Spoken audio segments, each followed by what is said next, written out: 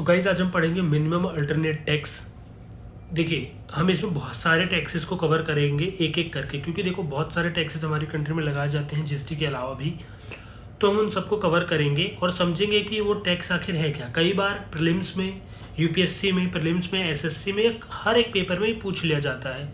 तो इकोनॉमिक्स से रिलेटेड हम सारी चीज़ों को कवर करेंगे धीरे धीरे, बट सबसे पहले हम टैक्स को कवर करते हैं कि टैक्स आखिर होते कैसे हैं, क्या लगता है। देखो टैक्स वही होता है कि जब हमें किसी चीज़ की सर्विस दी जा रही है, गुड्स दिया जा रहा है, उसके ऊपर कुछ अमाउंट एक्स्ट्रा लिया जाता है कि आगे वो चीज़ लोगों तक पहुंचाई जाए, भला कर सके और लोगों का। क्योंकि जो प्रिविलेज्ड पर्सन है उनके पास अगर पैसा है 50 रुपये, तो उसमें से उनको सिर्फ 1 रुपया देना है, 1 रुपये भी नहीं, 0 पैसा देना है। इससे आगे लोग जो गरीब है वो नहीं खरीद पाते, इनसे उनका फ़ायदा होता है। तो देखिए आज हम मिनिमम अल्टरनेट टैक्स पढ़ेंगे, जितने भी टैक्स हम धीरे धीरे सबको कवर करेंगे। तो मिनिमम अल्टरनेट टैक्स क्या होता है देखते हैं। ठीक है, मिनिमम अल्टरनेट टैक्स, सम इंडस्ट्रीज मेक प्रॉफिट। देखो कुछ इंडस्ट्रीज जो, देखो अगर आपने इस इतने को समझ गए, आपने ये टैक्स ही समझ लिया, फिर कुछ है ही नहीं इस टैक्स में।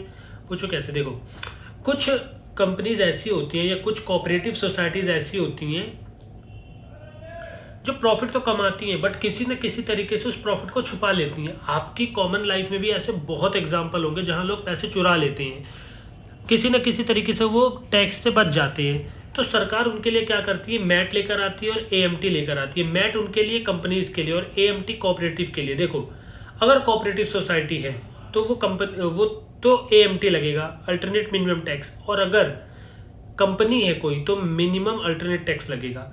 दरअसल देखो कुछ कंपनी, मैंने जैसे बताया, प्रॉफिट करती है। देखो यहाँ लिखा हुआ है organisation made profit but showing zero taxable income then pay this tax. तो वो जीरो दिखाते हैं तो उनको ये टैक्स देना है कि हमारा तो जीरो प्रॉफिट आ रहा है। कुछ कंपनी कहते हैं, लेकिन सरकार कहती है ठीक है अगर आपका जीरो है तब भी ये मैट दो। ठीक है, कोऑपरेटिव सोसाइटी कहते हैं अरे हमारा तो जीरो आ रहा है, हम नहीं दे सकते। तो सरकार कहती नहीं, आपको ये तो देना पड़ेगा। ठीक है, तो इसे ही कहते हैं मिनिमम अल्टरनेट टैक्स और अल्टरनेट मिनिमम टैक्स। तो देखो यहाँ पे सेम चीज़ें लिखी हुई हैं, बिल्कुल सेम चीज़ें। तो मोदी गवर्नमेंट ने पहले ये 18.5% लगता था, अब इसे कम करके 15% कर दिया है। ठीक है, यहाँ पे देखो 15% कर दिया। पहले मोदी गवर्नमेंट ने इसे कम कर दिया, पहले 18.5% था। अच्छा, अभी जैसे मैंने आपको बताया alternate minimum tax cooperative societies के ऊपर लगता है। आपके अंदर मन में एक क्वेश्चन आएगा, आखिर ये कोऑपरेटिव सोसाइटीज़ होता क्या है। थोड़ा सा इसे जूम करते हैं तो आपके मन में एक क्वेश्चन आएगा, आखिर क्या होता है कोऑपरेटिव टैक्स, कोऑपरेटिव सोसाइटीज़ क्या होती है। देखो कोऑपरेटिव सोसाइटीज जो होती है वो बनाई जाती है 10 बंदे होते हैं या उससे ज़्यादा बंदे हो सकते हैं, कम से कम 10 तो होने चाहिए। देखो कोऑपरेटिव सोसाइटीज मतलब ये कोई सोसाइटी नहीं है, पहले तो ये समझ लो। ये सिर्फ एक ग्रुप होता है, कुछ बंदे मिलकर कहते हैं चल भाई मिलकर ना लोगों की मदद करते हैं, तो एक कंपनी सेटअप करते हैं। उसमें उसका मेन मोटिव होता है लोगों की मदद करना। ठीक है, और ये स्टेट लॉ के अंदर आती हैं।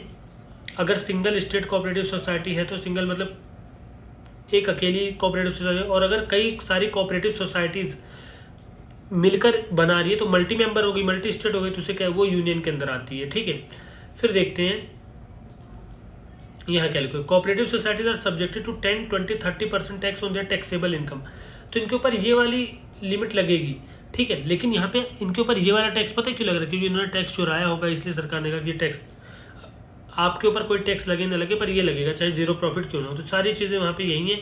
इसका भी मोदी गवर्नमेंट ने कम करके 15% कर दिया। ठीक है, अब हम अगली वीडियो में अपने और अलग अलग तरीके के टैक्स पढ़ेंगे। तब तक के लिए गुड बाय, और अच्छे से इसे पढ़ लेना।